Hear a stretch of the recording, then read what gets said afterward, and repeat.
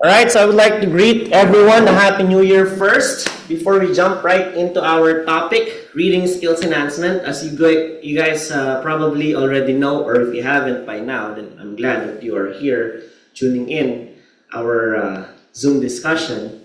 We have available live lectures at the branch. So if you don't know where our branch is, I don't know paano ka nakapasok sa Zoom. But to keep things simple, it's in Cabanatuan City, in front of Pure Gold San Shanco, besides, in between Sony Service Center and Green Lights Home Depot. Ito yung aming map. Or you can ask me for directions. I will send you the Google Map link if you don't know how to get here. So we have live lectures every Wednesdays, Thursdays, Fridays, and Saturdays. No classes on Sunday, Monday, and Tuesday. Tuesday is dedicated for your mock exam. Mock exams, I'll be explaining this concept in more detail later. No? So that's it. We have live lectures. We have Zoom simulcasted together with the live lectures. And we have replays. So this is being recorded right now so that latecomers, those who still have hangovers from drinking too much last night, can still tune in my discussion today, which I will be posting through my YouTube channel, Discord server, and Facebook community group, even in the community chat. So kung hindi mo pa rin nakita yon sa apat na notification na yun, ewan ko na lang, no? Baka ikaw na may problema. So I just want to share that many people lately are into online learning. May mga nakasalubong ako sa SM over the holidays. So, sir, thank you po. Kumusta na po ako? Sabi, sino ka ba? Makita kilala eh, no? Sir, I'm a student, but I haven't had any single appearance at the branch kasi naka-zoom lang po ako at saka naka-replay. Kasi nga may work po ako, etc., etc. So, this is very convenient for people who have other things to do, who have other matters to attend to, like they have businesses, they have work, they have kids to tend to, they have studies to finish. Because we have students, high school students na students natin, we have senior high school students, we have college students, no? Trying to shift their courses, trying to apply for student visa, and many other things. No? So, once again, we are trying to reach whatever channel you are available. We are here. Lectures will happen when we say so, regardless of whether you are here or not. Sir, what about those lectures I skipped? Don't worry. Just count a month or two. The lecture will be reinstated again, our schedule. So, some people will ask me, sir, how long should I prepare for IELTS? Huh? Well, if you have time, on your hands, then congratulations kasi you can maximize your preparation.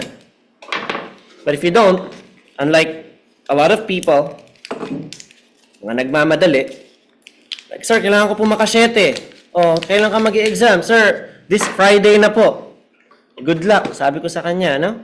Kasi this is something, I'm not saying impossible kasi may nagawa na akong ganun.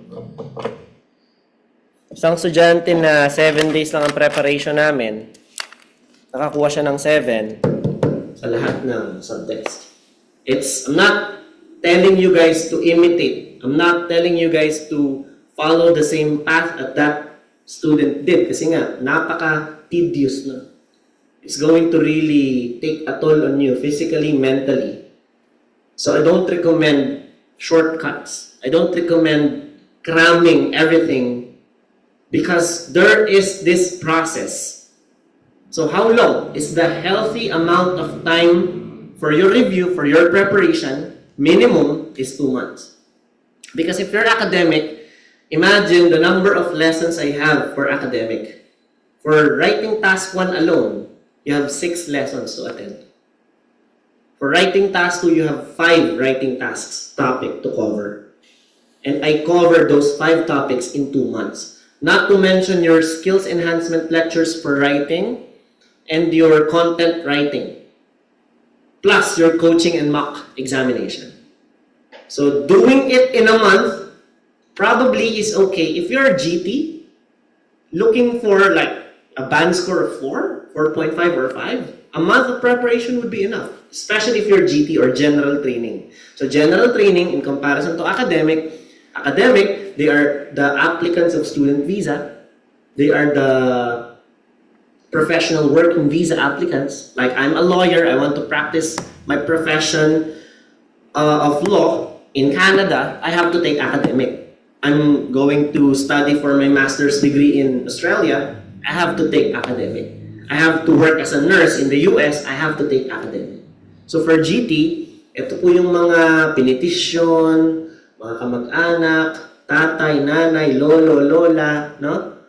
Spouse visa, fiancé visa, siblings, parents, offspring, what else? Mga provincial nominee program sa Canada, express entry sa Canada. No? So,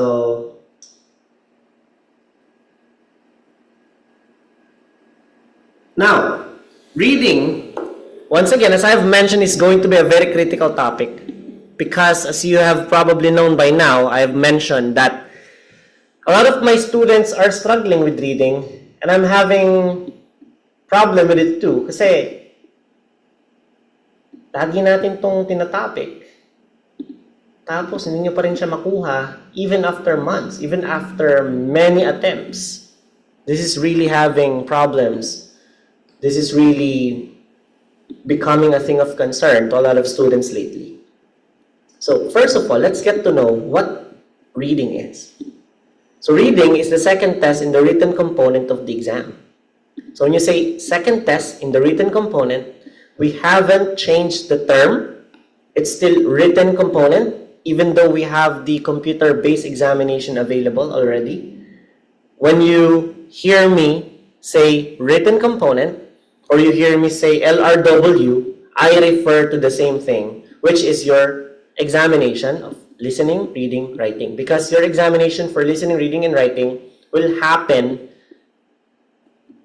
one after the other. There will be no breaks in between those subtests. So you have to prepare yourself as if you will be undergoing the same simulation. And that leads us to what I referred to previously as mock examination. So, this business started as an IELTS review. Medyo nakaipong kami. Tayo kami ng testing center kasi nga, imagine yung struggle ng mga estudyante before. Pupunta pa sila ng Dagupan to take the test. Pupunta pa sila ng Pampanga, Tagaytay. Kasi taking the exam in Manila is off the charts. Bakit? Well, people in Manila are good in English. Imagine that. It's the melting pot. No? Napakadaming magaling dyan. So, kung magaling ka dito sa probinsya, pumunta ka sa Manila, baka average ka lang doon. That's why I always tell my students to take the examinations under provincial statutes. So, it's still referred to as written component. Nakasanayan na lang po namin yan. So, pag nabanggit ko ang written component, I mean yung tatlo. Yun lang yan. Sir, paano yung speaking? Si speaking kasi, it is scheduled differently. It can be scheduled a day before your listening, reading, writing, or your written component. Pwedeng nag-exam ka ng A2 ng speaking, address ang LRW mo. Pwedeng address to ng maga, address ng hapon, si speaking mo. Or pwedeng the following day. So si speaking po is also known as the isolated test.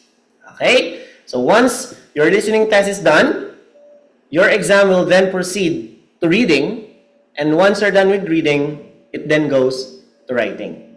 So if you need materials, especially if you will be undergoing the traditional pen and paper based test, you'll be provided with your test booklet, your pencils, your erasers, your answer sheets, everything that you may need in your test. But for computer-based test, since you will be typing your answers through the computer, this will serve both as your test booklet, your answer sheet, and since you will be typing, inputting your answers within, you no longer need pencils or anything. So, I will be referring to I will also be discussing the advantages and disadvantages of both in a bit. Okay?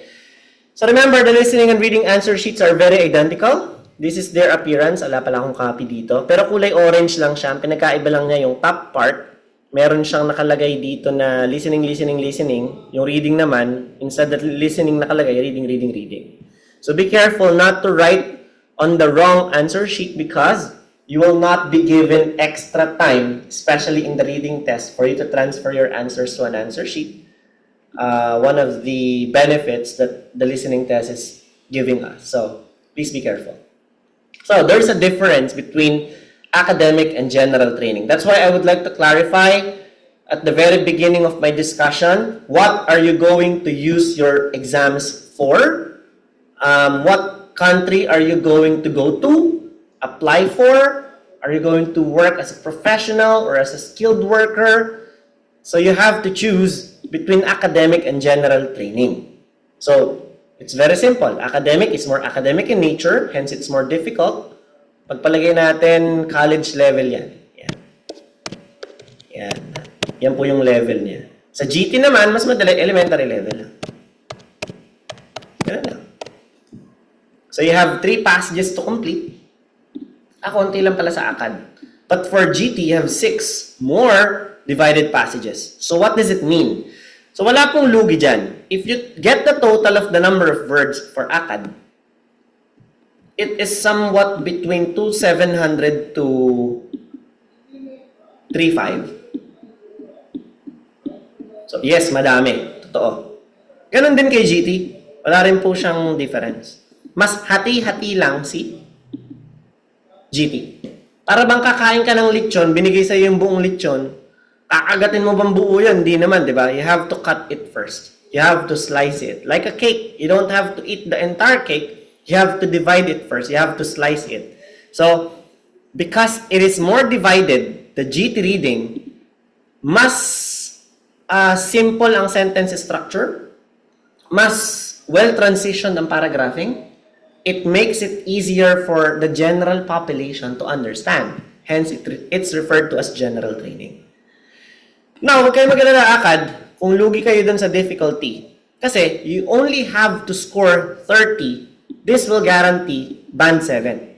But, for GT, yours is easier. But, you have to get 34 points out of 40. So, kung si ACAD, pag lumagpas sa 10, tsaka pa lang sila magiging 6.5. Pero kay GT, pag lumagpas sa 6 na mistakes, hindi ka na makakakuha ng 7. So you only limit your mistakes to 6 if you are GT. But once again, at the end of the day, I will choose GT any day of the week. Mondays to Saturdays, and even twice on Sundays. Ganun kadali si GT. There's similarities though. Both exams last for 1 hour. May timer po yan. Nandun po yun sa interface ng ating window, 6000. Magka-countdown yan, 59, 59, 59, 50. Huwag ka masyadong ma-rattle pagdating sa time management. So if you're ACAD, you have 3 passages, 20 minutes per passage, yun ang ating batayan dyan. So let's say 1 to 13, dapat 20 minutes lang ang nag-asos mo dyan or less. Then 14 to 27, 20 minutes lang din or less. And then 28 to 30, 40, 20 minutes or less. So ganun po yung time management natin. Both ACAD and GT ha, kasi even though your passages are more subdivided, ganun din po yung numbering ng exam. 1 to 14 minsan, 1 to 12 minsan, nagbabari yan. But the thing is simple, you have to manage your time well. Unlike listening, where you are given 10 minutes for pen and paper based or 2 minutes for computer delivered exam, to transfer your answers, to check your work, you will not be given the liberty to do so in the reading test. Once the clock strikes 0, everything will go blank. There's no way that you can edit what you want to edit. So please make sure that once you get your answers, you already type it. No? There will be different test-taking strategies required here compared to other exams, and your test-taking stamina could be depleted here. So when you say depleted, remember, even though reading is really becoming the dark horse of the test, writing is still incomparable when it comes to the difficulty level. So what if you have depleted your stamina in reading and your skills are still needed in writing, both of which could be a disaster. So you have to make sure you manage your time, you manage your energy, you manage your test-taking ability. What's the difference between the computer-based exam and the pen and paper-based exam? Napakasimple lang. Sa pen and paper, meron kang booklet, andun yung answer sheet, pwede kang mag-highlight, pwede mo siyang isulat, literal, itatype mo, isusulat mo yung answers mo sa answer sheet. However, in the computer exam, you no longer have this pen and paper, but you can highlight sentences from the passage by left-clicking and dragging. I'll show you in a bit how to do this. So this allows you to easily compare and contrast and makes the referencing much, much easier. Okay, so let's watch this video for us to really understand. Do the math. You have 40 items. You have 60 minutes. You divide it. You are only given 1 minute and 30 seconds per item. So, kung masyado kang preoccupied sa note-taking, nagiging indecisive ka lang in the process. So I don't recommend this very often. No? So the main difference and the most important skill given to us by computer-delivered exam is taking down notes and highlighting. It makes the referencing much, much easier as compared to the computer-based test. Some of my students are really having problem with reading. What I can recommend is that you don't have to read the entire passages. You don't have to read the entire paragraphs for that matter. Just be able to understand your context clues, because words from the question as compared to the words found in your passages are not going to be entirely the same. They will be comprised of reworded, paraphrased versions of them. So I suggest you attend Vocabulary 1 lecture of Ma'am Shannon to enhance your vocabulary for the reading test. This is by far the most important lecture. So example lang to, if you see that in the question, respiratory system function, naging responsibility na siya sa passage, yung switch, naging exchange na siya, gases, naging substances na siya. So if you can understand, ang hirap ma-determine, ito ba ito? Siya ba yan? If you're going to just base your comparison with just words. Because nakakalito po talaga si reading, they will not be showing it to you easily. They will be changing the words, which is what you call rewording. They will be switching the sentence structures, and they will also be paraphrasing everything. So you better understand the context and not just words as word for word. Okay? So we have different types of questions, test items. We have summary completion. We have matching headings to paragraphs, identifying the writer's views. Lahat ng yan ay madali. Bukod lang po dito sa dalawa na to, si matching headings to paragraphs and identifying the writer's views. Because matching headings to paragraphs will require you to read entire paragraphs. So why do I consider this difficult? It's because it's very heavily task-based. If you're going to read the entire paragraph and you cannot still understand the context of the entire paragraph and you're having problems determining which heading is deemed necessary for it, ulit-ulitin mong basahin yan. And it will waste your time. Remember, how many minutes are we given? 1 minute and 30 seconds. And it's not going to be very fast, especially if you're under the pressure of taking the exam. Trust me, ang bilis ng oras. Now, a lot of people can get the perfect score in the reading test only if 2 hours itong exam na to, ako nagsasabi sa inyo, magugulat ka. Even examiners themselves struggle with this. Meron akong kilala, examiner siya. Kwento ni Dan Golden, isa sa mga nag-discuss sa amin. Yung colleague niya from University of Cambridge, naka 9 listening, 9 writing as expected kasi ang kanyang course ay literature major. At University of Cambridge, one of the most renowned universities in the world. 9 speaking as expected being British woman, pero naka 6 lang siya sa reading. Bakit? No? Kasi she read everything. Lahat naman ng sagot niya ay tama. Wala po siyang mali. Pero umabot lang siya hanggang sa item number 27. Yun ang problema niya. So you don't have to read everything. You have to filter what you need to read. Therefore, we have this technique which is what we call read the question first and then look for the reference in the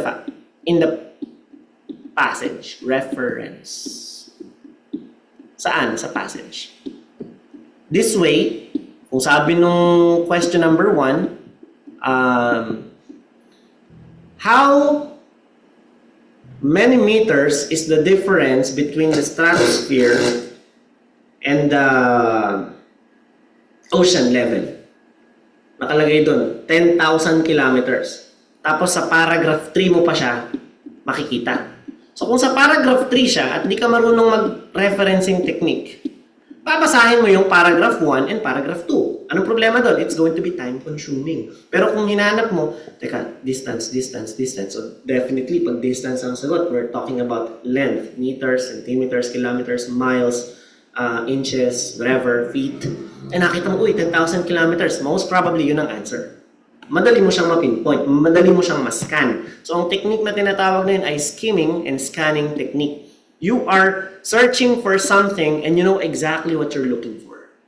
Okay? Pero, remember, hindi po applicable tong step na to sa matching headings to paragraph. Again, ulitin ko ha, sa lahat-lahat, makinig!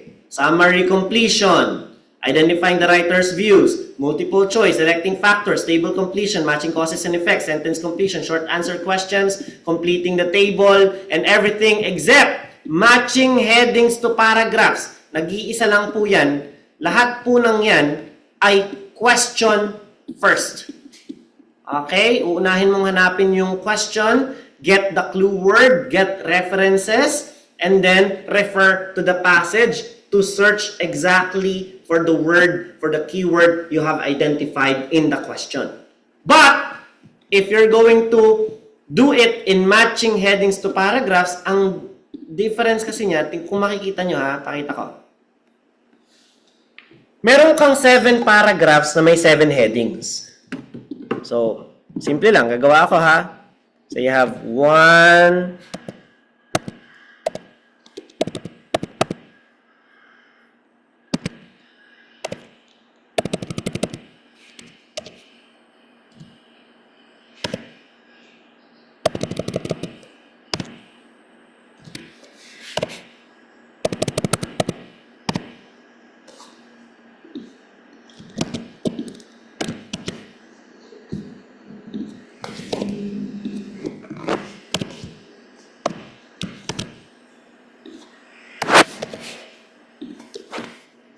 na makita niyo lang visually.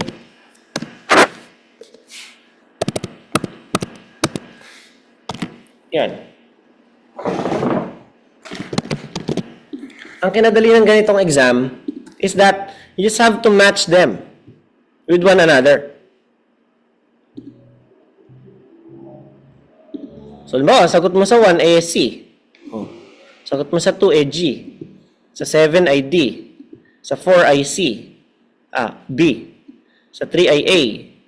Lahat yan may katapat, tama ba? Tapat-tapat lang eh. Oh.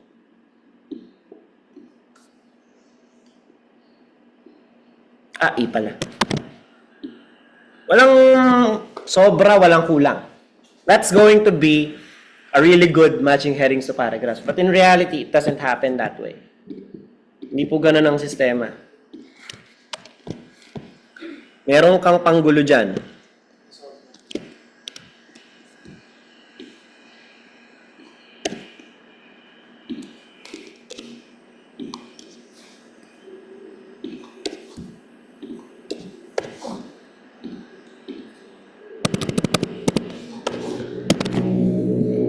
So if you do read the question first, may tendency na hanapan mo talaga siya ng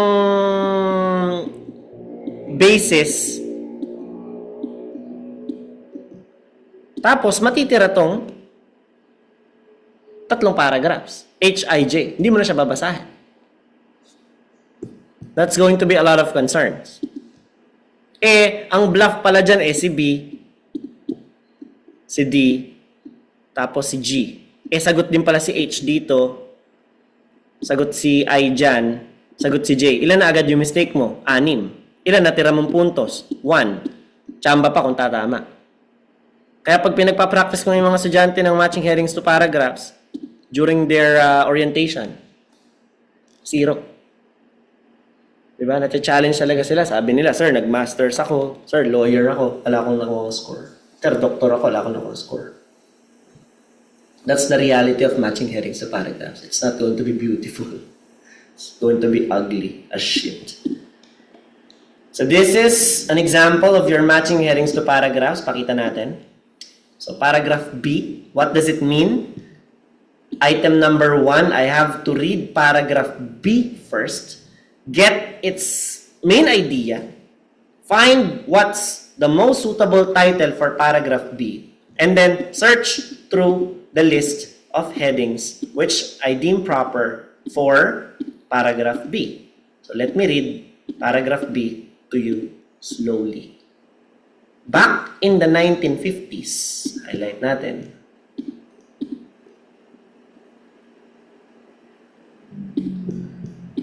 anthropologist Edward D. Hall described how the social rules of time are like a silent language for a given culture. So, the introduction says that time contains rules based on one's culture. So, simple lang, kung bibigyan mo siya ng context, iba-iba ang pananaw ng oras ng mga tao base sa kultura mo. Meron kayong tinatawag na social rules. Sabi, ng rules may batas. Pag na-late ka, ganito. Pag nag-submit ka ng late, ito ang punishment. No? These rules might not always be made explicit. Hindi siya verbally, hindi siya written, but they exist in the air. Everyone knows about it. It describes how variations in the perception of time can lead to misunderstandings between people from separate culture. So because you are from different countries, there's a tendency that you guys can misunderstand one another. Example, an ambassador who has been kept waiting by a foreign visitor needs to understand that if his visitor just mutters an apology, I'm sorry, I'm late, this is not necessarily an insult. Because in some occasions, in some cultures, people have to give you gifts, people have to write a letter of apology, but muttering an apology in someone's culture could be acceptable, but not in the culture of the ambassador. You must know the social rules of the country to know at what point apologies are really due. So let's have a look. Ang sagot ba sa B ay time and technological development? Hindi. Dahil wala naman akong nabasa dyan tungkol sa advances of time when it comes to technology, ano yung mga ginamit natin before. A problem for those researching attitudes to time. Well, this is a research by Edward Hall, but he didn't mention any problem he encountered during the research. Learning the loss of time for intercultural understanding. I'll probably consider this. Kasi, majority of the words I notice here in the paragraph contain culture, rules, time perception, time misunderstandings, social rules, di ba? So it has something to do with laws or rules, intercultural, culture, intercultural, understanding, misunderstanding by people from separate culture. So I will consider 3. Time and individual psychology, na comparative value of time for different groups of workers, na research and conclusions on this with different nationalities, LIVAT, no. The history of time measurement, kung history of time measurement, dati mga stars, pagsikat ng araw, paglubog ng araw, yun lang ang ating time measurement.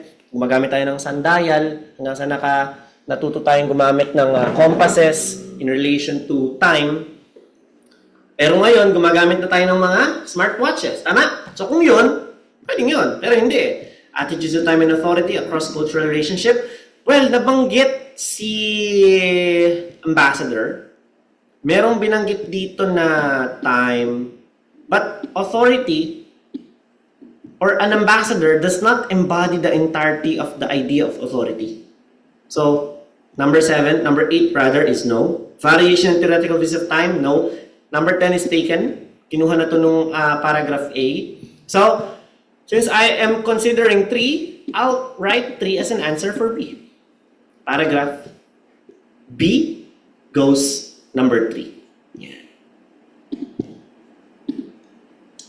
So C. Social psychologist Robert V. Levine says, one of the beauties of time is that it's a wonderful window on culture. You get answers on what cultures value and believe in. Levine and his colleagues have conducted so-called pace of life studies in 31 countries. In Geography of Time, published in 1997, Levine describes how he ranked the countries by measuring 3 things: walking speed on urban sidewalks, how quickly postal clerks could fulfill a request for a common stamp, and the accuracy of public clocks. From the data he collected, he concluded that the 5 fastest-paced countries are Switzerland, Ireland, Germany, Japan, and Italy, and the 5 slowest are Syria, El Salvador, Brazil, Indonesia, and Mexico. So meaning, there is a study that Robert Levine did, and he studied 31 countries. So out of the 31 countries, he came up with a conclusion na meron tayong slowest at fastest. So, time and technological development, no. Problem researching, no. Nag-research siya, pero walang nabanggit na problem. Learning the loss of time for intercultural understanding. It has nothing to do with learning the loss of time. May intercultural pa rin, but not in a cultural sense. More of a geographical sense, understanding of view of time. Time and individual psychology, no. Comparing the value of time for different groups of workers, isang group of workers lang to, postal clerks. So, sana, ang binanggit niya dyan, mga lawyers, doctors, anong pinagkaiba ng time perception nila? Yun sana siya. History of time measurement, hindi. Attitudes of time and authority across cultural relationship, hindi. Variation in theoretical views of time, hindi. Ito, research, meron. Conclusion, he concluded, meron on the speed different nationalities live at, base sa iba't ibang bilis ng iba't ibang bansa. So, I'll probably go with Roman numeral number 6 here.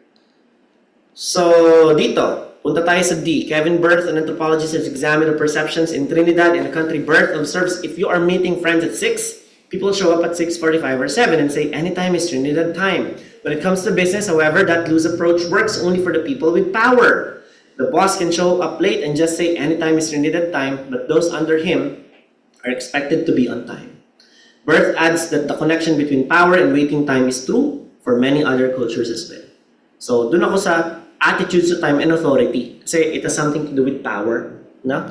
Across cultural relationship as stated in the end. So, yun naman ang magiging sagot ko sa D. Okay, we're done. May tanong. What about you guys? Ayla, Camille, Jeff, Lore, May, and Rhea. Do you guys have any questions? Sige.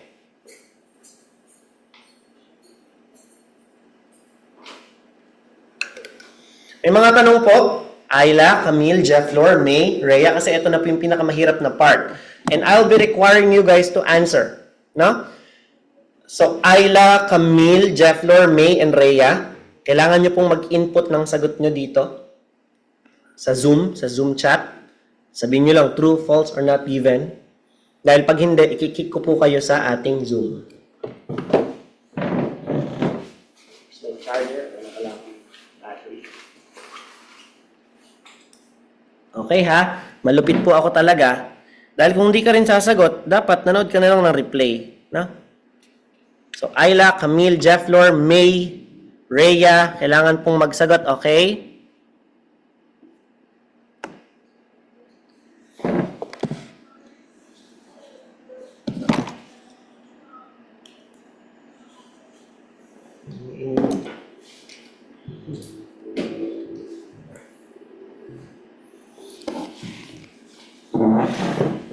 Alright.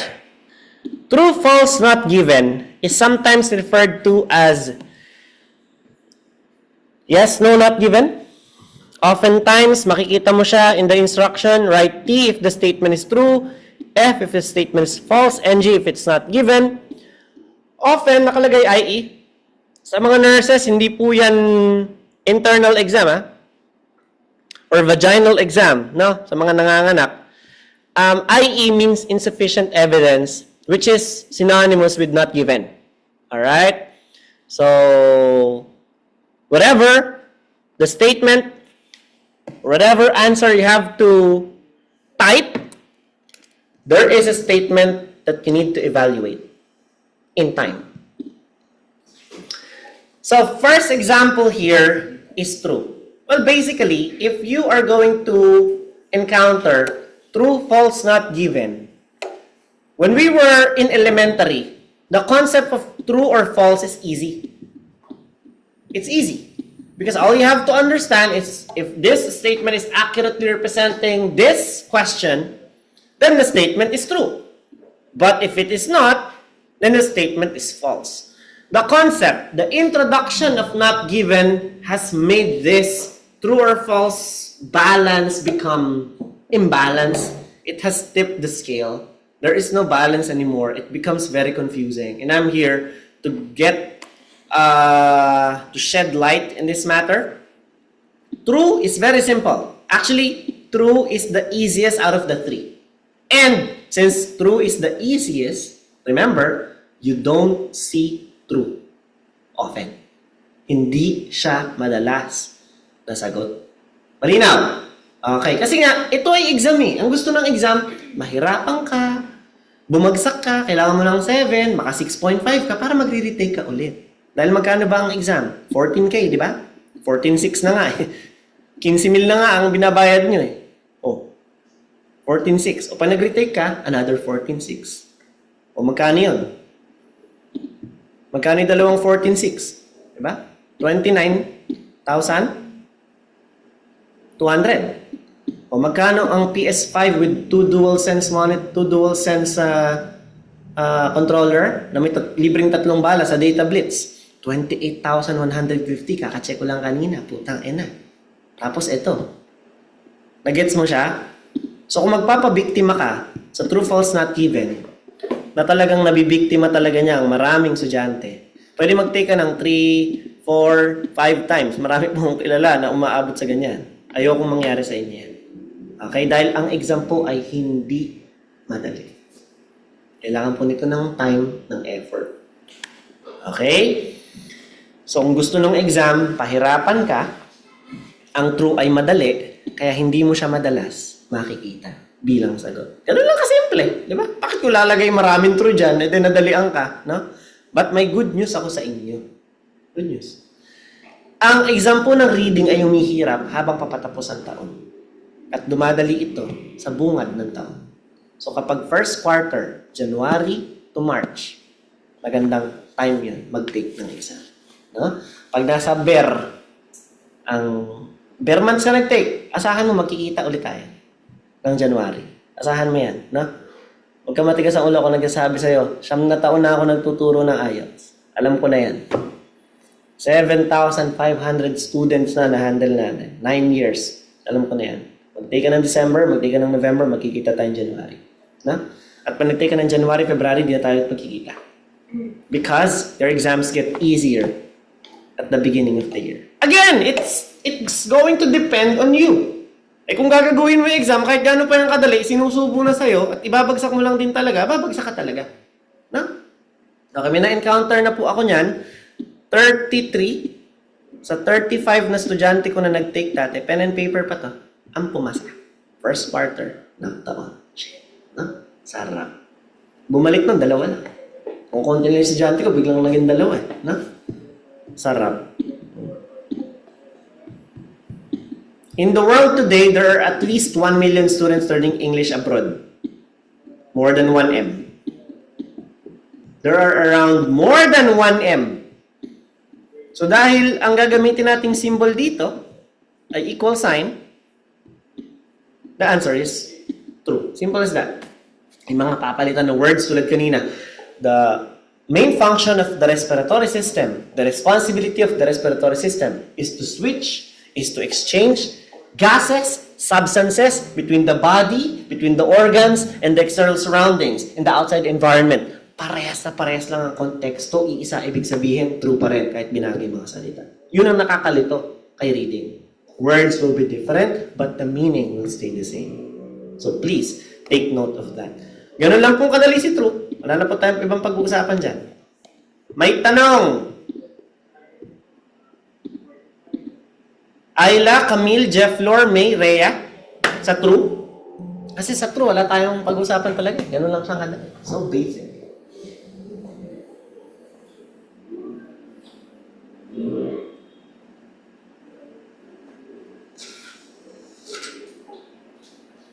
Once again ha, Ayla, Camille, Jeff, Flor, May, and Rhea. Tatanungin ko po kayo later during our short quiz. Pati din nyo nandito sa nasa branch, tatanungin ko sila. Kapag hindi po sumagot, yung mga nasa branch, uuwi na po kayo. Kapag hindi sumagot ang nasa Zoom, ikikik ko po kayo sa Zoom. Malupit po talaga ako pag-reading. So sa false, kailan po natin sinasagot si false? Ito, the first kind of false is what we call incorrect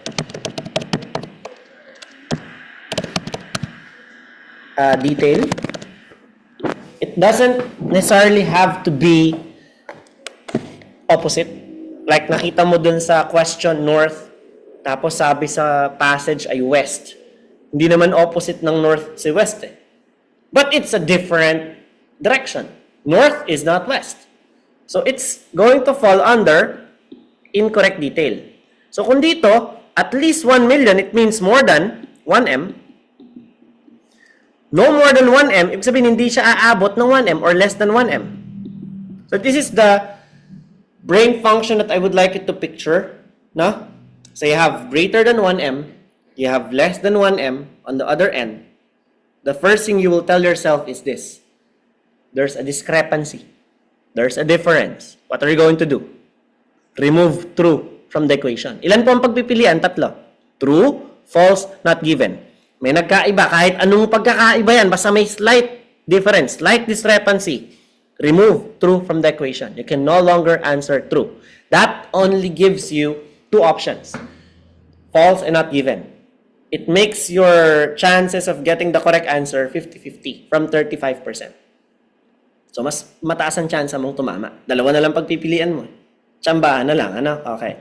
So, since the symbol that you will use here is not equal, no?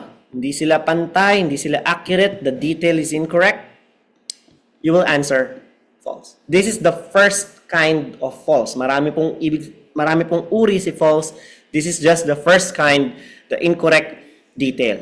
Okay? So, incorrect input, whatever you would like to call it. But if there's a slight difference, no matter how slight the difference may be, sabi dyan sa question, a person is considered having fever if the temperature reaches 37.4 degrees centigrade. Eh, ang totoo niyan, 37.5 degrees centigrade. 0.1 lang ang difference. False pa rin yan.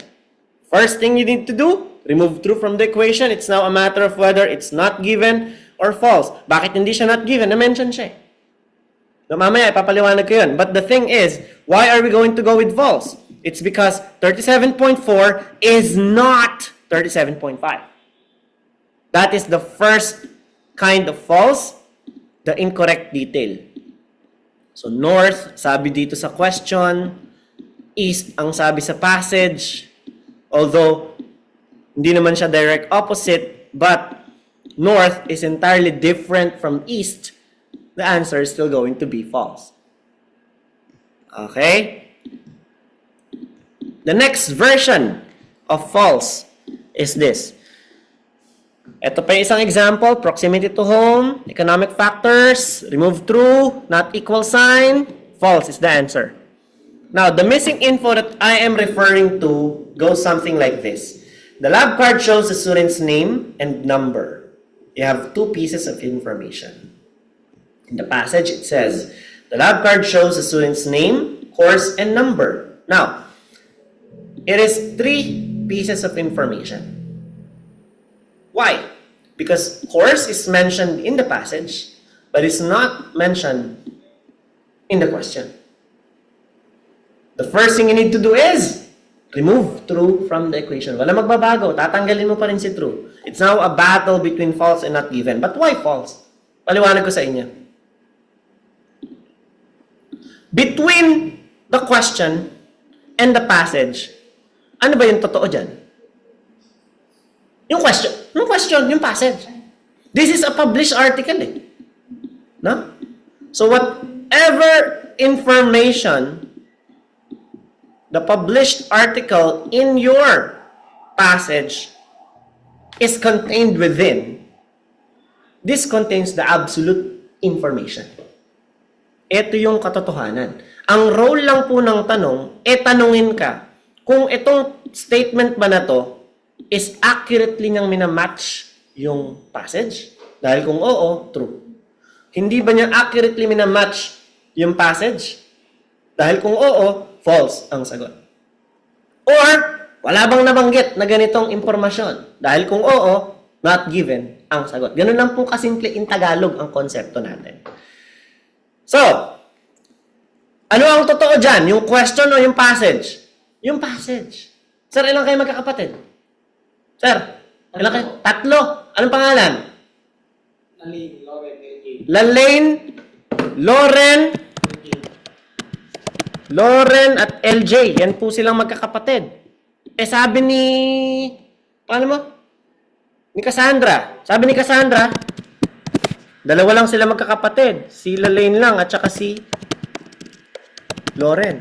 Uy, hindi totoo yun, ha? That statement is false. Nagigets niyo yung punto? Again, gumagamit ako ng totoong buhay dito para lang maintindihan nyo, no? So that's what it means. Kinulang ka ng info sa question versus sa passage. Hindi siya basically kinulang ng info, no? But multiple pieces of information is mentioned and there's one or two missing information. That means the answer is false. First thing you do, tanggalin si true. Nabanggit naman siya. Yun nga lang, there's a discrepancy. Lagi mong tatandaan, ang mantra natin, ano? Kulang! Question. Sobra! Passage. False. Simple as that. Walang paliwanag. Yung mahabang paliwanag, your passage contains the published article which holds the absolute information. And since the question is lacking an important piece, it is no longer absolutely correct. And if it's not absolutely correct, it only means one thing. It is false. Yun yung mahabang paliwanag. So kung ayaw mong tandaan nyo, may mga sumisigaw pang ganon, kulang question, sobra passage, putang ina, false ka. Wala nang paliwanag. Okay? Tanong.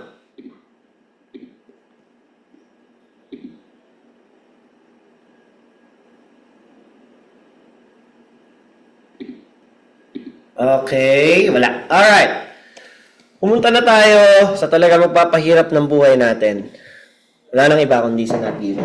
As I've mentioned, si true or false, madali. Lumaki tayo dyan, elementary. Gusto ka natin tanongin, ma'am, true or false? Ano po isa nun? True or false na po tayo, ma'am? Huwag na po multiple choice. Kasi multiple choice, 4 yung choices. Isa lang ang tama, 25% chance of getting the correct answer. Pag true or false, 50-50 ang chance. It's either tama o hindi. Yun lang naman.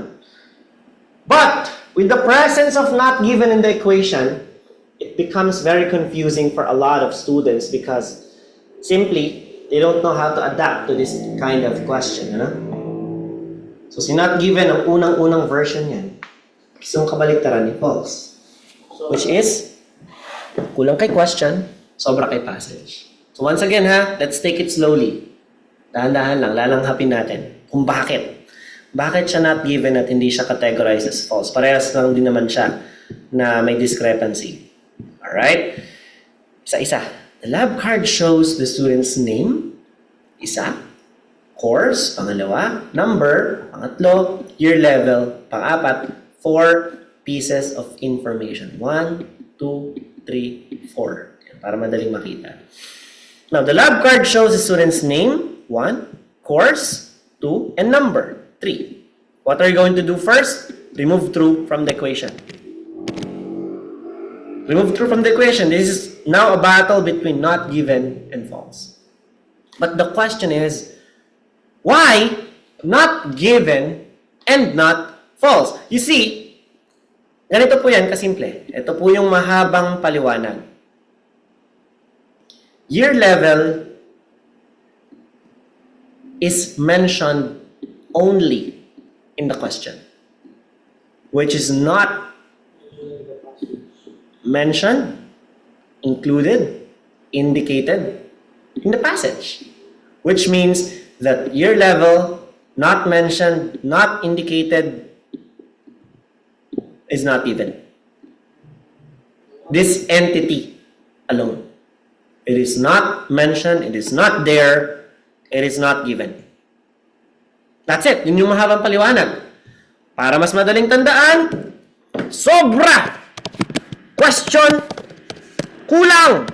Passage, not given. Kuha. Kabaliktaran, kulang question, sobra passage, false. Sobra kay question, kulang kay passage, not given. Yung mga estudyante, bago pumasok sa exam, sinusulat na ng ballpen yan sa kamay. Kulang question, sobra passage yan. Anong problema? Na? Kodigo. Okay? So that you can remember the mantra.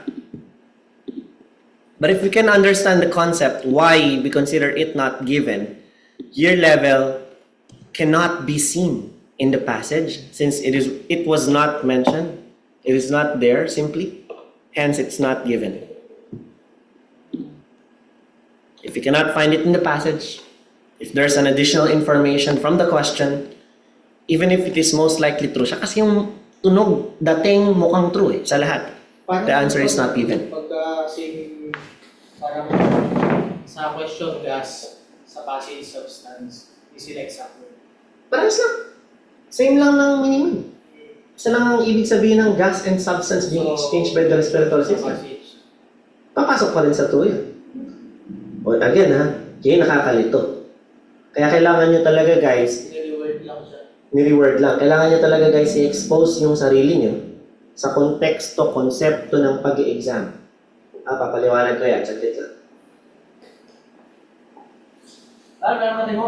Kumakutuloy.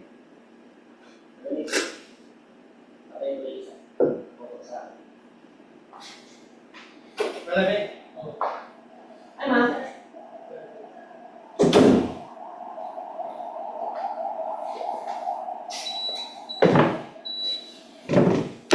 So that is why I am telling you to expose yourself in something that resembles the actual examination proceedings. That is why kami po napakabait talaga namin. Kami po ay nagkagasta ng nasa 200,000, 400,000 pesos just to build ourselves our own software that mimics the actual examination, which is what we call the mock exam. Computer-based po ito.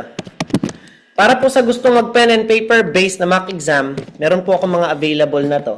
Pero hindi kasi ito masyadong sikat na. No? Ang pen and paper-based exam kasi, tatagal ng 15 days ang resulta. Ang computer-based test, 24 hours lang. No, nag-take ka ng Sabado. Kinabukasan, linggo, bagsak pala ako. Alam mo na agad yung susunod mong step. No? Okay. So we made a software. We created a software. We uploaded the actual exams. Yung mga mock exams po namin, they have the same level of difficulty as the actual test. Bakit at paano namin nagawa yon? Meron po kasi kaming hawak na copy ng mga past exams. At yung mga past exams po na to, ay in-upload namin dun sa software. Kailan natin kinokonduct yung mock? Every Tuesdays and Thursdays of every week. So tuwing Martes, alas 9, pupunta ka dito para mag-mock listening reading practice. At kung sakasakali, nag-take ako ng mock, nakakuha ako ng 5. Malamang sa malamang pag nag-take ka ng exam, 5 lang din makukuha mo. Because our mock examinations are equipped with the difficulty level of the exam, the actual test, so that when you take it, you will get an idea how will you fare up in the actual thing. So we want to expose you. Para ba siyang magpa-practice ka ng driving? Difference ng pagpa-practice ng driving ng nag-GTA ka lang sa PC versus nagda-drive ka talaga. Pero meron kang guide. Yun yung difference niya. So tuwing kailan? Tuesdays and Thursdays. Sir, paano po kami? Hindi po kami makakapunta dyan. At once again, meron tayong mga estudyante na galing malayo. May taga Cebu akong estudyante. Meron akong estudyante sa Dubai. Estudyante ko sa Singapore. Paano po yun? So paki-PM ako paano kayo makaka-access ng mock even dyan sa area nyo. Okay? Pero hindi ko yun nire-recommend ha. Bakit? Kasi pag pumunta ka dito sa branch, imagine, yung tabi na to, na testing center. Mag-exam nga si sir dapat kanina. Doon namin kayo pinagmamak. Kung ano yung itsura ng test. Ginaya namin. Kaya gumastos kami ng 400,000 para doon eh. No? Kagaya niya yung test. Nag-take ka na ng exam, di ba? Gaano from 0 to 100%, gaano kamuka nung exam yung mock? Appearance, UI, timer, everything. Font, 100%. Kopyang-kopya namin. Pati dating version ng exams, yun na yun mismo. So wala ka nang hihingin pa, pati kung saan kang computer mag-uupo. Pwede mo nang pamilya rin yung sarili mo. Kasi anxiety is the fear of the unknown. So you get anxious into something when you introduce yourself into something for the first time. Your pupils get dilated, you're on the attack mode, fight or flight response, tataas ang heart rate, breathing, kakabahan ka, magiging factors yun physically para hindi ka makafocus. But if you're familiar, relax na po siya. Dito lang ako nagpa-practice eh. Naka 7.5, naka 8 ako 3 beses. Kaya ko tong exam na to. Kaya ko din tong i-8. Alamang sa malamang. Dahil nakaka 8 ka sa mock. Nagigets yung punto. Alright? May tanong!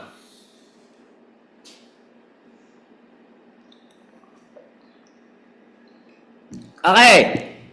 Check lang po tayo. Check lang. Jeff Lore, Ayla, Camille, May, and Rhea. Andiyan ba kayo? Lalaro na tayo. Ang hindi sumagot, kikik natin sa Zoom. Masaya na? Okay. Tingnan natin, sino mas magaling? Yung 2 nandito sa branch o yung 5 na nasa Zoom? Ang mananalo, meron po sa akin 3 pesos via GCash. Yan. Supervised by our DTI representative. Okay, kompleto. Sumagot naman silang lahat. Si Camille! Camille! Ayun. Okay, andyan na. Ready na lahat. First question. Yung S po, it refers to statement ha? Statement from the passage. Kaya siya letter S. Yan. So the lab card shows the student's name, course, number. The lab card does not show student name, course, number, year level. Pag may sumagot sa inyo ng true, ewan ko na lang. No? What will it be? False or not given will be the option. Okay, may sumagot na. Si Jeff Lore, si May, si Rhea.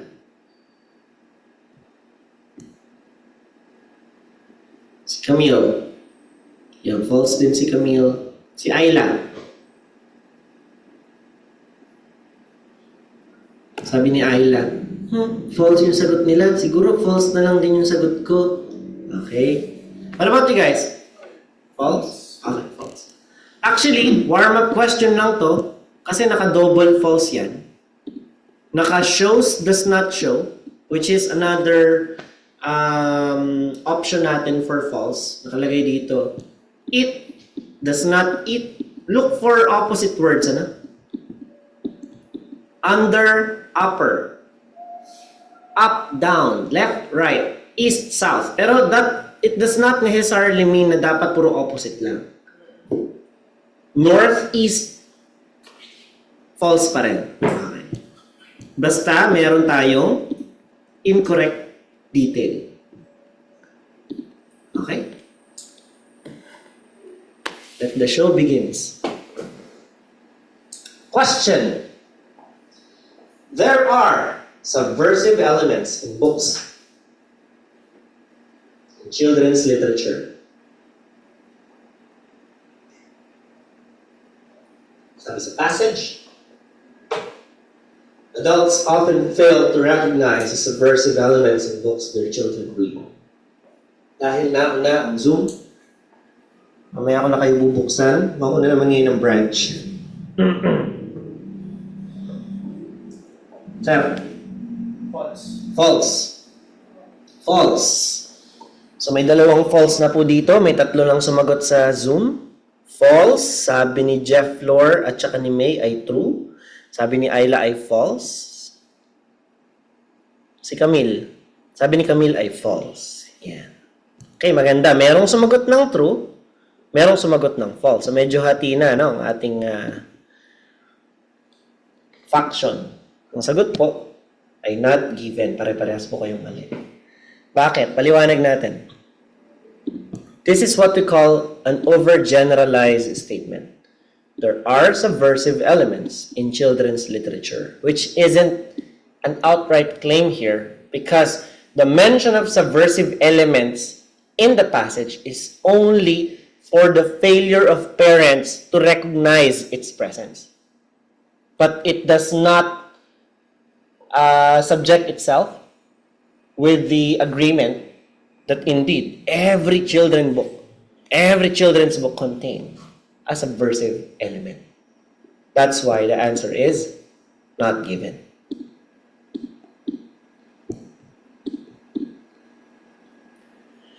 The ISTP study examined public and private systems in every city of the world. Ganito po ang pag-exam, ISTP. Ba nag-exam ako, no? ISTP. Ito yung ISTP, nabanggit siya dito.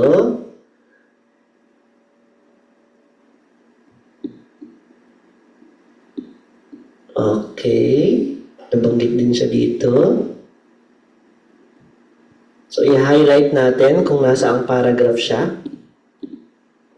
A new study conducted for the World Bank by Murdoch University. Murdoch University's Institute for Science and Technology, or the ISTP, has demonstrated that public transport is more efficient than cars. The study compared the proportion of wealth poured into transport by 37 cities around the world. This included both the public and private costs of building, maintaining, and using transport system. Uy, excited you, no? What is your answer going to be? True, false, or not given?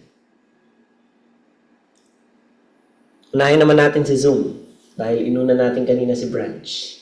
So, buksan ko na. May tatlo ng sagot.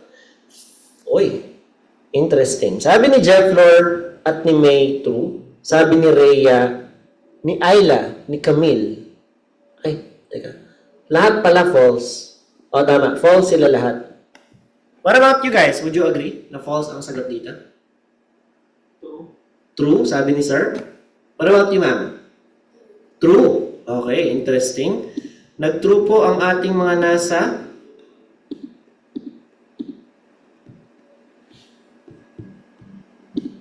nag-true po ang mga nasa Branch. Sabi dyan, the study compared the proportion of wealth poured into transport by 37 cities. So, ang total number po ng city na in-examine ng ISTP ay 37. Ang claim natin sa question, every city daw siya sa buong mundo.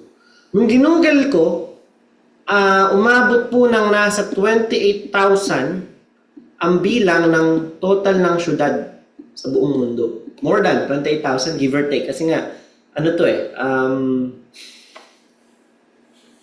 just a guess, no? Totaling it. 37 lang dito. So, ang 28 po ay hindi 37, kaya ang sagot po natin ay false.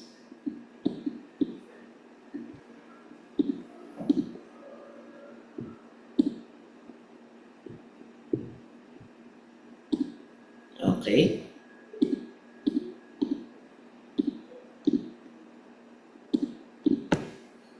Efficient cities can improve the quality of life for their inhabitants.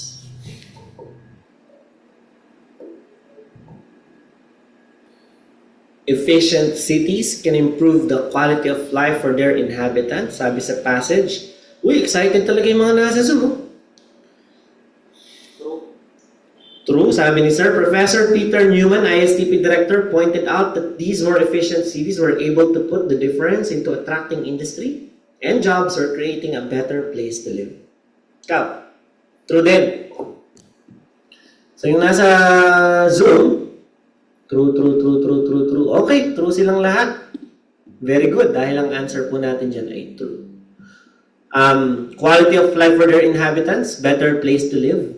Attracting industry, better jobs, etc. Efficient cities. Nabanggit lahat.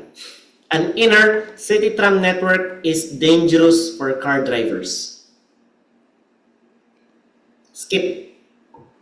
Okay? Gusto ko lang po makita nyo kung paano po yung ginagawa nating sistema. Una, yung question number 1 ko.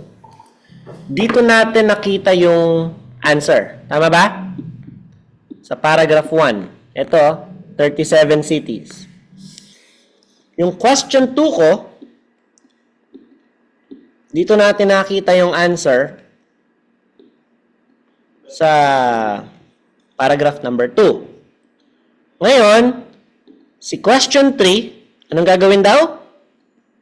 Skip o hindi muna natin sasagutan. Bakit? Kasi ang hirap mahanap Gusto ko makita niyo yung technique na ginawa ko If you're going to read this and find about tram networks, it will be confusing for you to understand. It will take you very long to answer. That's why I suggest you skip. Now, in Melbourne, people prefer to live in the outer suburbs. Ulitin ko, in Melbourne, people prefer to live in the outer suburbs. Hinighlight ko na po. The explosion in demand for accommodation in the inner suburbs of Melbourne suggests a recent change in many people's preferences as to where they live.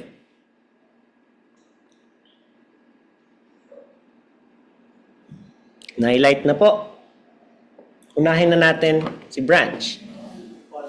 Naka-false si ma'am, naka-false si sir. What about you guys? Na nasa Zoom? Not given si Jeff Lore?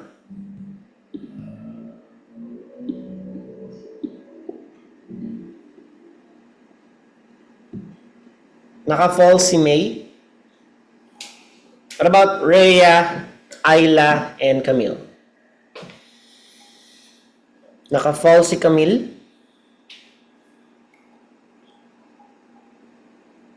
Naka-false si Ayla?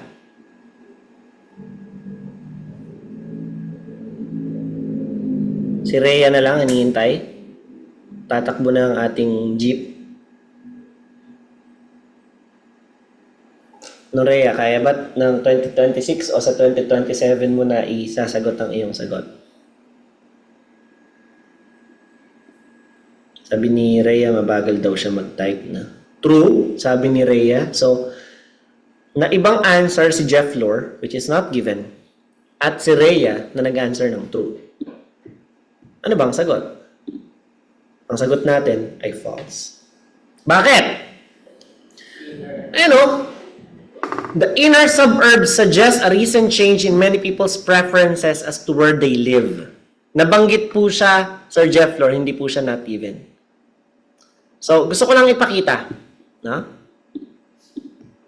Nandito po yung answer sa question 1. Nandito po yung answer sa question 2. Yung question 3 natin is skip. Question mark. Tapos si question 4, nandito siya sa dulo ng paragraph 3. So gusto ko lang po makita sa inyo, ito po yung tinatawag na true, false, not given.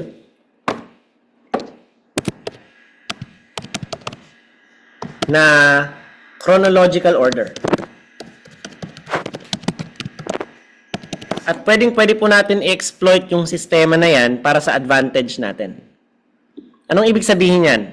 Yung ibig sabihin po na to, yung question 3 na in-skip mo, malamang sa malamang, makikita nyo po yung sagot sa pagitan ng 2 at 4. Which is nandito. So, i-highlight ko na siya ha. I-highlight ko siya. Gamit ako ng highlighter. Dilaw. Basahin ko. He describes it as 2 cities, a European city surrounded by a car-dependent one. Melbourne's large tram network has made car use in the inner city much lower, but the outer suburbs have the same car-based structure as the most Australian cities. So, na-point out natin na ang inner city tram network is dangerous for car drivers. May nakita tayong city tram network dito sa paragraph na to. But I cannot fathom the resemblance na dangerous ba siya sa car drivers kasi wala namang nabanggit. Tama ba? That means our answer here becomes not given. Nagigets niya? Ang dali nun. Laking tulong po sa atin yan. Kasi sabihin ko na, kung academic ka, meron kang 3 passages, 1 to 12, 13 to 27, 28 to 40, lahat yon may true, false, not given. So, swerte ka kung 2 out of 3 sa not given na yun ay naka-chronological order kasi pwede mong ma-exploit yung sistema na to na, okay, question 1 nasa paragraph 2, question 2 nasa paragraph 3, nag-skip ako sa question 3, yung question 4 nasa paragraph 5, meaning, dapat nasa pagitan lang nung paragraph 3 and 4 yung answer ko sa item number 3. At kung wala siya doon, hindi na ako dapat magpunta pa sa paragraph 10. Nagigets yun? At kung hindi ko siya talaga makita, at kung nagtuturo ito, for example, ito dangerous for car drivers, wala naman nakalagay, not given na automatically ang magiging sagot. So magpapadali po ito ng ating buhay. Pagdating sa true, false, not given. Uulitin ko ulit ito mamaya. May isa pa akong sample niyan para makita niya talaga. So cities with high levels of bicycle usage can be efficient even when public transport is only averagely good. So mauunang sumagot dyan si Zoom. 1 minute. Bibigyan ko ng 1 minute.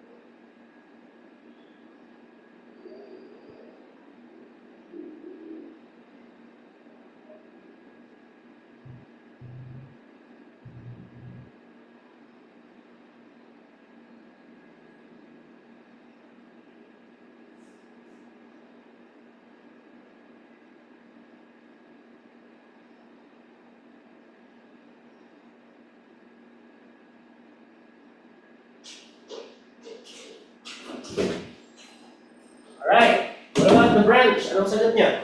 True. True? False. Okay. Uy, ang dami So sabi ni Jeff Lor, Camille, May, Ayla, at Rhea ay false. May nag-iisang true, si Sir. Cities with high levels of bicycle use or bicycle-friendly cities, si Amsterdam at Copenhagen yung ginamit na example, were very efficient. Can be efficient even when public transport system, reasonable but not special, or only averagely good, which gives us true as an answer. Dahil walang masyadong binago, iisa lang ibig sabihin nila.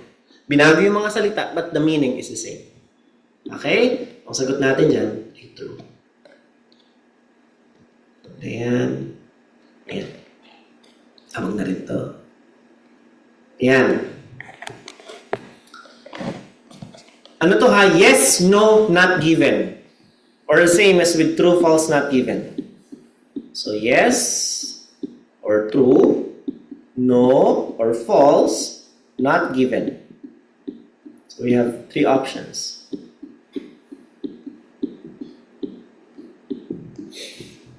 A species is said to be extinct when only one individual exists. Ito po yung question. Ang sabi sa passage, a species become extinct when the last individual dies. You can disregard everything. Nasa unang sentence naman na lahat ng kailangan mo mabasa. False. I know. Sabi ni Sir, I know. What about you, Cassandra? No. Sabi ng mga nasa Zoom, no. So we can all agree that the answer here is no. Extinction is a naturally occurring phenomenon. According to the question, a species become extinct when the last individual dies. This observation is a useful starting point for any discussion of extinction, as it highlights the role of luck and chance in the extinction process. To make a prediction about extinction, we need to understand the processes that can contribute to it, and these fall into four broad categories that are discussed below. Unahin natin si Zoom. Yes, no, or not given. Ayla, Camille, Jefflor, May, and Rhea. Not given, sabi ni Jefflor. Sabi audio ko, lakasan ko nga. Not given din, sabi ni Camille. At ni May. At ni Ayla. What about you guys? Not given din. Dahil pag balik ta rin mo man yan, wala kang makikitang extinction is a naturally occurring phenomenon yan. So yeah. So now, question. The club has long-term dormitory accommodation. GT naman po ito ha. Ibig sabihin, mga academic, dapat mas magpe-perform kayo na mas magaling dito kasi GT to. Yan. So ito na, para mas madali nyo makita. Ganyan lang po yung mga exam ng GT. Ito na po yung passage nila. Ganyan lang po kadali. Nakita nyo yung clocking culture. Kanina yung unang-una ko example sa matching hearing sa paragraph. Gaano ka bulky? 1,000 salita yun hanggang paragraph G. Isang passage lang. Ito, ganito lang yung GT. The club has long-term dormitory accommodation. Basahin ko ha. International Students' House is a unique club and accommodation center for British and overseas students in London. It is located in the heart of London's West End and is close to all public transport facilities. Accommodation natin, comfortable for up to 450 people in single, twin, 3, 4-bedded and multi-bedded rooms. 44 self-contained flats for married students and families, and long and short stays are welcome. So meron daw ba siyang long-term? Okay. True. Bakit? Reveals that the International Students' House, which is a club, offers multi-bedded, blah, blah, blah. Nakalagay doon, long-term. Long and short stays are welcome. So, nandun yung long-term. Kaya true ang sagot natin dyan. Membership must be renewed monthly. Club membership is open to all full-time students, professional trainees, student nurses, and au pairs. Membership's costs are kept to an absolute minimum to enable the widest possible access. You can join for as little as 1 month and for up to 1 year at a time. Membership entitles you to use the various facilities of the house. Meron tayong restaurants, student bar, coffee shops, study rooms, clubs, societies, aerobics, fitness training, disco, dance, jazz, and cinema, travel and excursions, and much more. Anong sagot natin? False? So, sir. False. What about the Zoomies? Ayla, Camille, Jeff Lore, May, Rhea. Dapat daw ba i-renew ito monthly? False, sabi ni May. False, sabi ni Ayla. Sabi ni Camille, false din. Sabi ni Jeff Lore, false. Sabi ni Rhea, false. Sabi nila, sige, false na lahat eh. Wala na akong choice. False na talaga yan, no?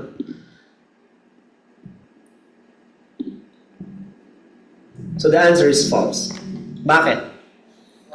You can join for as little as 1 month and for up to 1 year at a time. Ibig sabihin yan, no? Apakasimple. Magbabayad ako, minsan. Kung pang isang buwan yon, pang isang buwan. Kung pang isang taon, isang taon. Hindi ko niya sa kailangan bayaran buwan-buwan. No? Upfront, one-time payment. So example nga natin dito. Kung nag 3 months ka, and then kailangan mo siya i-renew ng 3 months later, as another 3 months na naman. So naging quarterly ang renewal mo at hindi monthly. Kaya false ang sagot. The club provided subsidized restaurant meals. So ito na nga, club membership is open.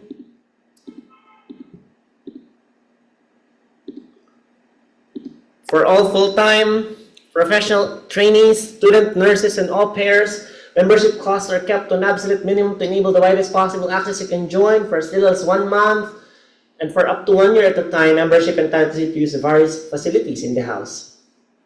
So ang tawag natin sa club ay house, no? Or tawag natin sa membership ay house. It has restaurants, student bars, coffee shops, study rooms, clubs, societies, aerobics, fitness training, disco, dance, jazz, cinema, napakakumpleto, may sinihan pa, no? Travel and excursions, and much more. So, unahin natin si Zoom. So, Jeff Lore, Rhea, Ayla, sabi ni Jeff Lore, true. Camille and May. Sabi ni Jeff Lore ay true. Sabi ni Camille ay true.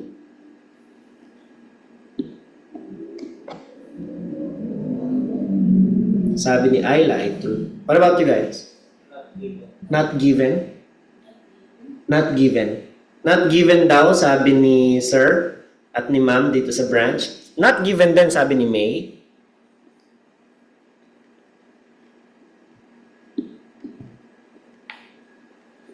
Okay? Let's see. The answer is not given. Pag sinabi nating subsidized, libre. Nakalagay doon, pwede mo puntahan yung facilities tulad ng restaurant, student bars, at coffee shop. Pero hindi naman sinasabi doon na libre yun. Ubaya ka pa naman ang mukha mo. Libre lahat. No? So not given. It was not mentioned in the text whether you can get access to the food or meals freely. Kaya siya not given. The club is open to non-members on Tuesday. The best way to check out all we have on offer is to drop in any Tuesday evening between 7 and 8:30 for open house. This is an opportunity for you. Wala nang tanong-tanong pa dyan. Open sila ng Martes. True ang sagot. Okay, Johnson has become more well-known since his death. So sabi dito sa passage, ito lang po yung babasahin natin dyan. Yan.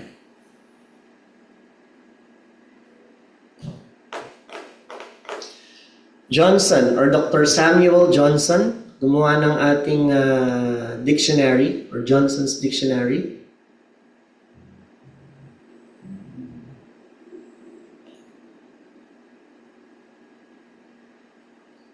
Has become more well-known since his death. True, false, or not given?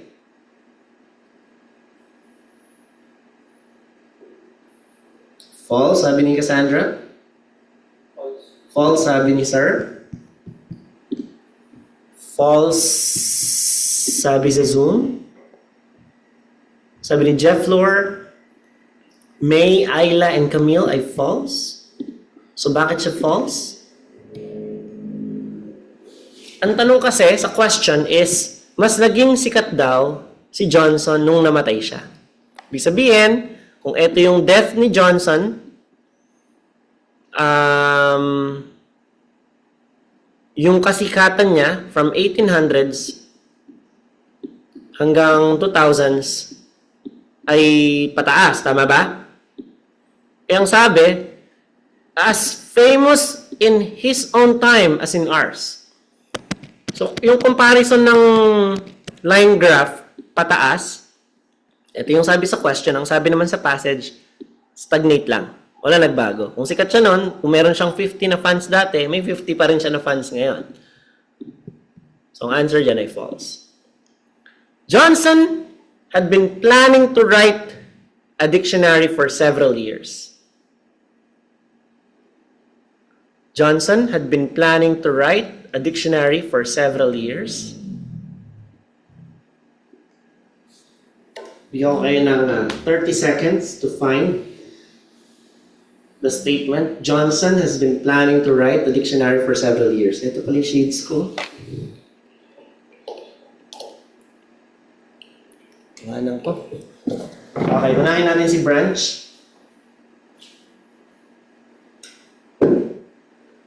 Johnson had been planning to write a dictionary for several years. Cassandra? Sir? True? Zoom, pwede na kayo magsagot. May sumagot po ng true, isa. Sandra? Johnson had been planning to write a dictionary for several years. Not given? Ano? Not given ka? Ano? Bawal indecisive. True. Totoo? Okay. Sabi ni Jeff Lord, true. Sabi ni May, not given. Gusto ko to. Paiba-iba tayo ng sagot. Sabi ni Camille, not given.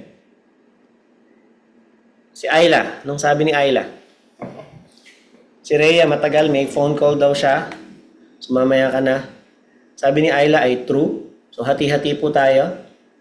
May true, may not given. Ang sagot natin, kung may plano ba siya, ay wala po siyang plano. There was no mention of Johnson having a plan to write a dictionary. I'm having a plan. Can you help me make this plan come true? Wala, walang nabanggit eh. Kaya not given po ang ating sagot. Sunod. Johnson set up an academy to help with the writing of his dictionary. In-highlight ko na. Without the establishment of an academy, he did not need an academy. Anong sagot? False. As simple as that. Yung mga pamigay eh. Puntos na puntos niya. Gusto ko lang po ipakita sa inyo yung difference ng false at saka not given. No? So, ito po yung question natin. Again, wala pong babaguhin sa question. Gusto ko lang po makita niyo yung difference ng passage. Kung sa passage po may problem, ano? Nabanggit, standards at tertiary institutions are improving. Since ang na-mention sa passage, standards at tertiary institutions are deteriorating, si improving at deteriorating are opposite, kaya po siya false. Pero on the other end, kung ang makikita nyo naman, is standards at primary institutions are improving, nabanggit si tertiary institutions kay question, pero ang nabanggit kay passage ay primary, which means hindi na-mention si tertiary institutions whether it's improving or not, kaya po siya not given. So, yun po ang difference nilang dalawa.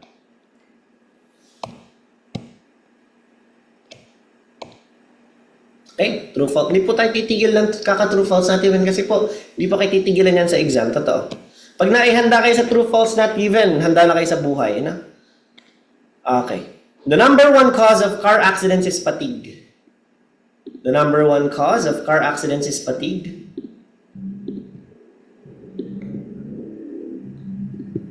Mauna po si Zoom, ha? The number one cause of car accidents is fatigue. Ito po yung tanong.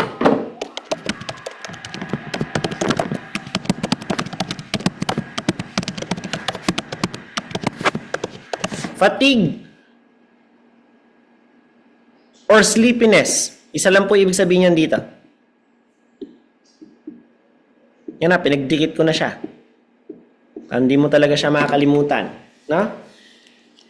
The number one cause of car accidents is fatigue. Sabi sa passage, sleepiness is a leading cause of auto accidents, second only to drunkenness. What's your answer gonna be? Ayun, nagkaiba agad oh. True si sir. False si ma'am. Okay. Makikita na natin yung sagot ng mga nasa Zoom. Puro false ang sagot nila. Except kay May. So, ang nag-true si May at saka si Sir. Si Jeff Flor, si Ayla, si Camille, at saka si Cassandra ay nag-false. So, ang sagot po natin dyan ay false. Bakit false? Ganito lang, paliwanag ko lang ha. Ito po yung tinatawag nating confusing statement. Sabi po kasi dito sa question, number 1, fatigue, tama ba? Or sleepiness. Ang sabi sa passage, ito po yung sinabi sa passage ha, yung sleepiness ay leading cause. Oo, a leading cause. Pero second siya sa drunkenness. Ang sabi sa passage, number 1, drunk, pagiging lasing. Number 2, si sleepiness. Kaya po siya naging false. Nakuha? Naintindihan natin? Gets? Okay.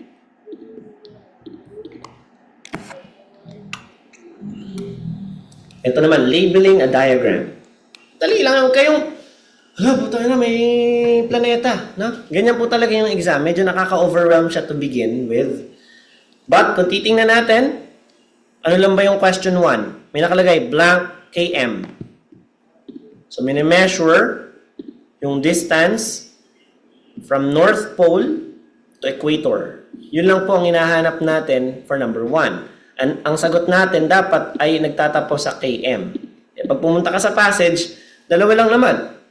Ang may km, si 10,000 at si 10. Yun lang naman ang pagpipilian mo dyan. So kung babasahin mo, the distance from the equator to the pole, which is eto, number 1, is 10,000 kilometers daw. So anong sagot mo sa 1? 10,000. Hindi mo nalalagyan ng km dahil given na po yung km sa ma-over-entry ka dyan, mado-double entry ka. Mali po yun. So parang may dollar sign na doon sa question, naglagay ka pa ng dollars, in-spell out to pa D-O-L-L-A-R-S, mali yan. While the ceiling height to the beginning of the stratosphere is only about 10. So beginning daw ng stratosphere, ito yun. Tsaka ito. So, tinatawag nating ceiling height is only 10. So, 10,000 to. Lagyan mo ng comma o hindi. Basta tama yung bilang ng 0. Tama yan. 10 naman sa number 2. What about number 3? May tatlong ipo-ipo doon.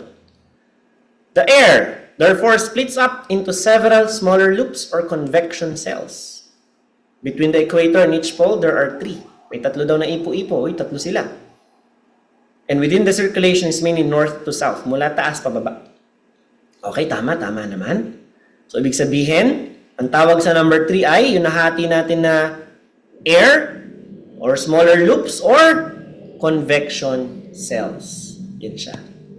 Okay. Ito po, uulitin ko lang ha. Ipapakita ko lang po itong true, false, not given entry na to. Just for you to understand how helpful yung pag-skip at ng chronological order na true, false, not given. Okay, ito yung item 1. Ang sagot ay yes. Ang answer nakita natin sa paragraph 3. So ulitin natin. Number 1, nakita ang answer sa paragraph 3. Mag-i-investigative journalism muna tayo. Ang sagot mo ay yes. Nakuha? Okay. Hindi ko ito masyado pahabain ha. Gusto ko lang makita nyo. Sa 2, ang sagot natin ay nasa paragraph 4. 2, ang sagot is nasa paragraph 4. ang answer natin ay no. Nakukuha po. Yung 3, ang ginawa natin dyan ay in-skip.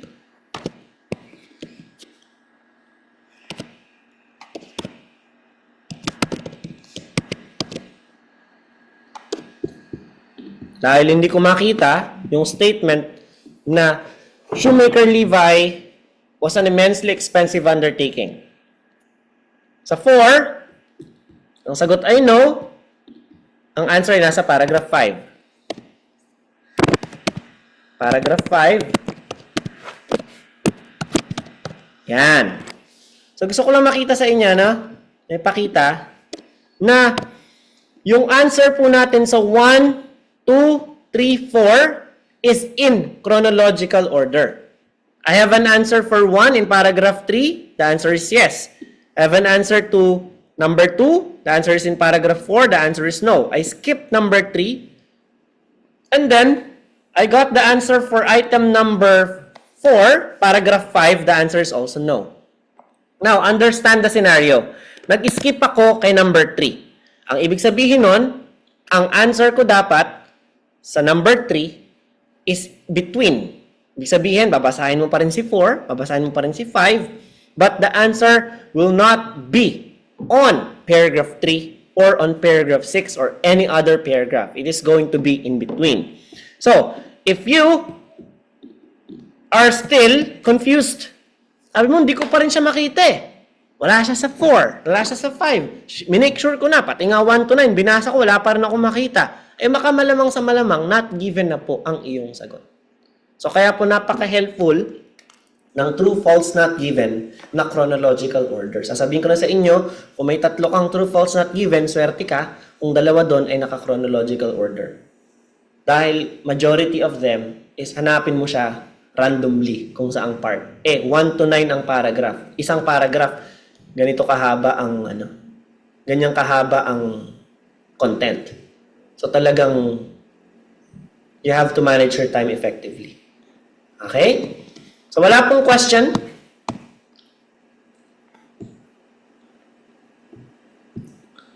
So we have Ayla, Camille, Jefflor, May, and Rhea. I'll be uploading 3 versions ng discussion ko na to. Meron kasi akong 2 version kung saan nag-take ako mismo ng exam na live. So, skip mo na dun sa part na nag-take ako ng exam para makita mo kung paano ako mag-isip kapag nag-i-exam. So, dun sa una kong attempt, if I'm not mistaken, naka 38 out of 40 ako. Kasi habang nag-i-exam ako, pinapaliwanag ko kung bakit yun yung sagot ko.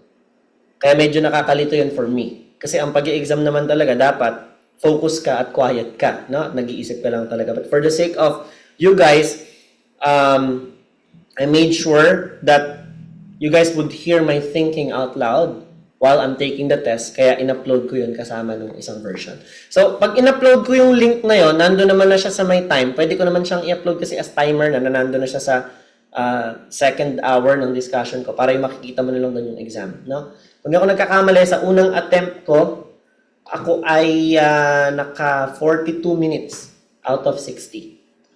Ibig sabihin, I have plenty of time still to take a look doon sa mga iba kong answers, kung may gusto akong baguhin, kung meron ako in-skip, doon ko siya aayusin. Okay?